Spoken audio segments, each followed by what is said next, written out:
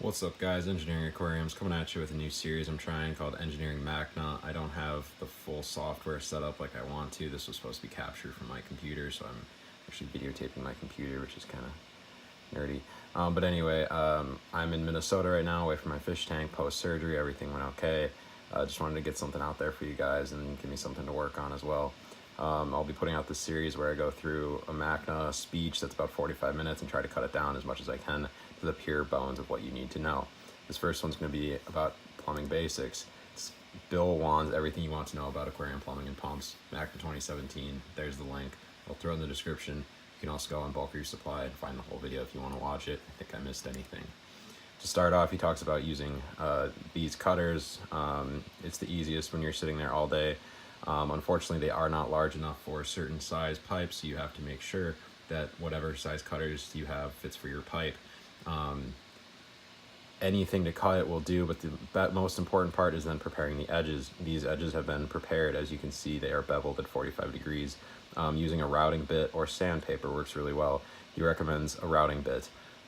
Do not let it just simply flange out because it will have a shape that flanges out and it pushes all the glue that you put in that fitting. It pushes it all the way to the end and it doesn't allow any contact on the side of the pipe where you need it.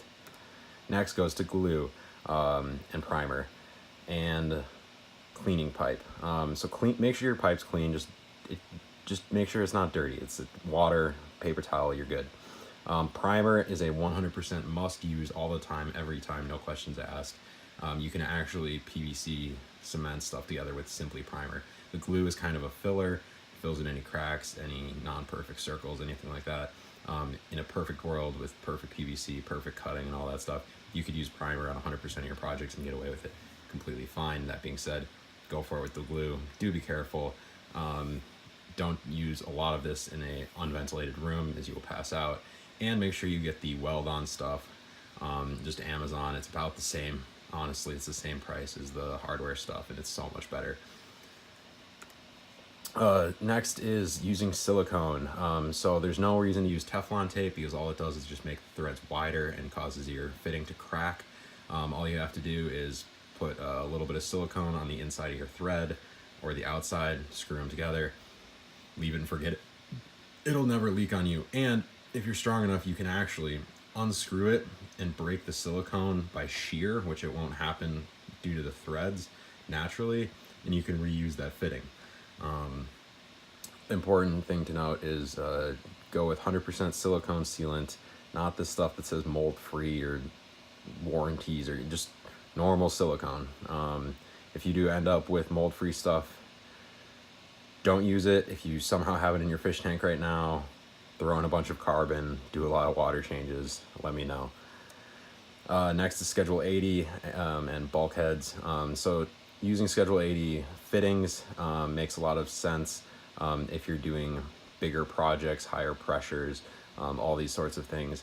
He goes into when exactly to use Schedule 80 piping, and it's basically when it's greater than 2 inches and you're doing long horizontal runs.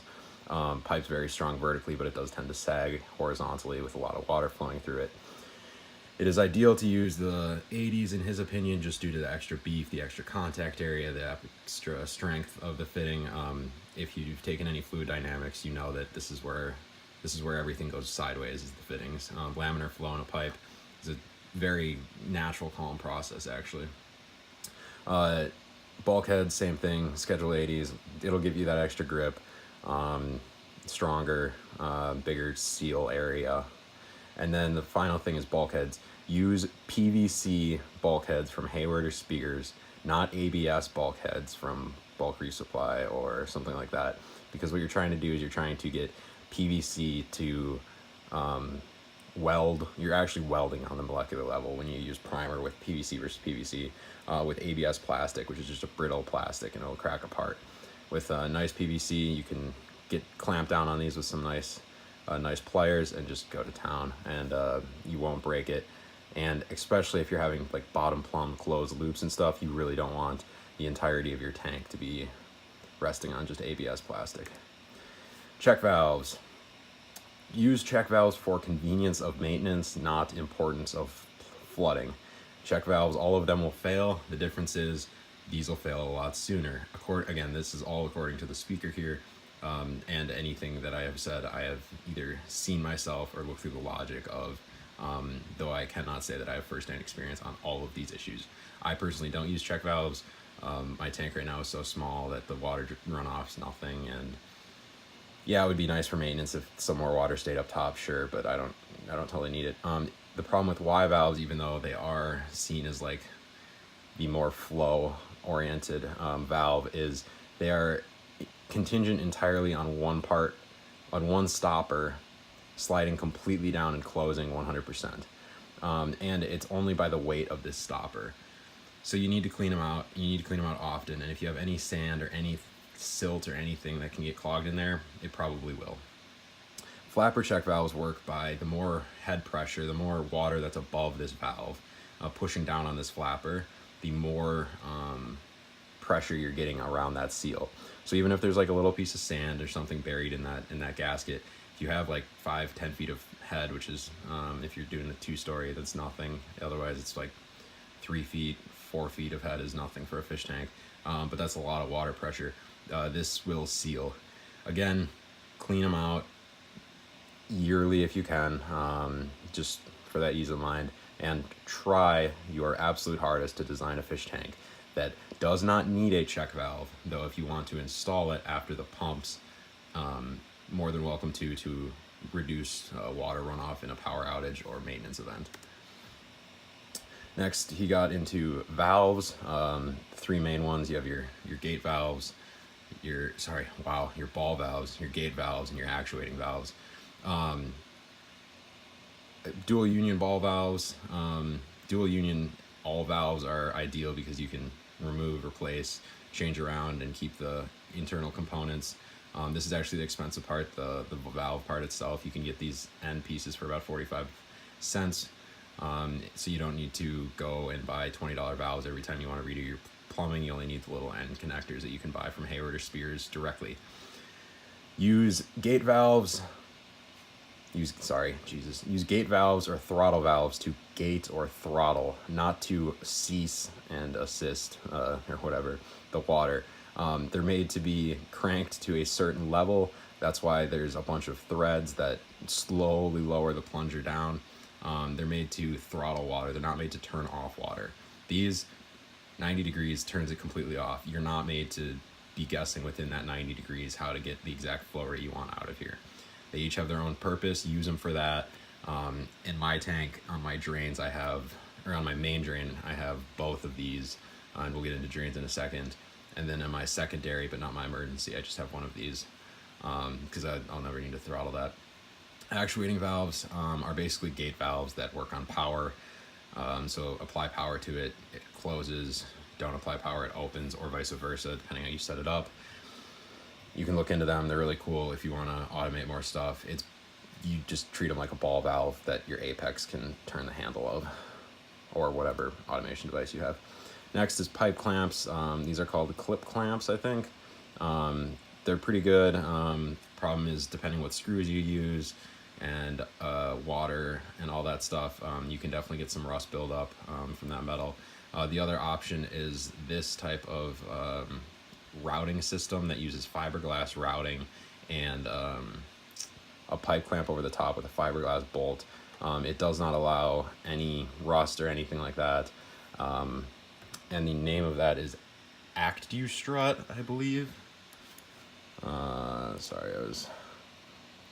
Power Strut by Anita. Yeah.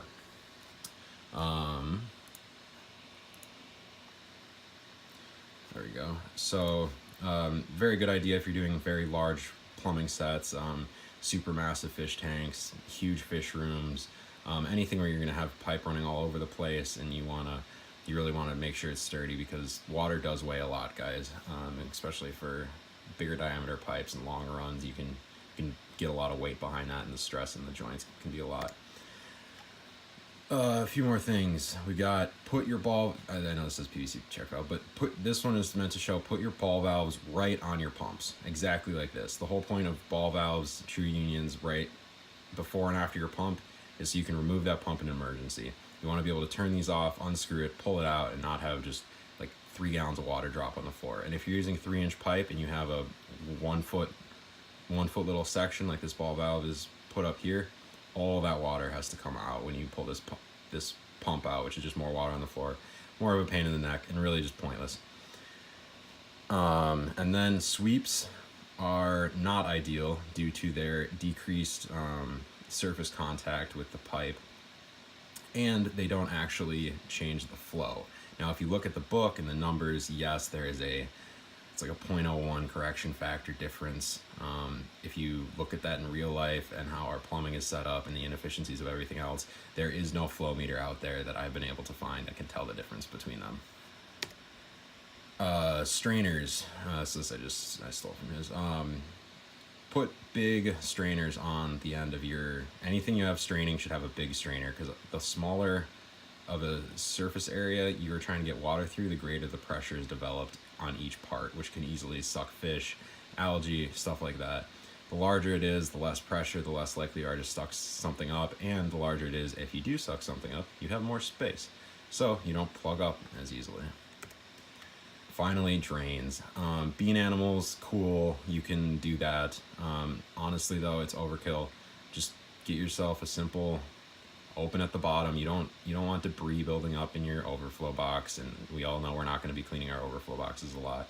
Just put it at the bottom, put a gate valve on it, make it so the water line just trickles over this first one. It'll be super quiet, super safe.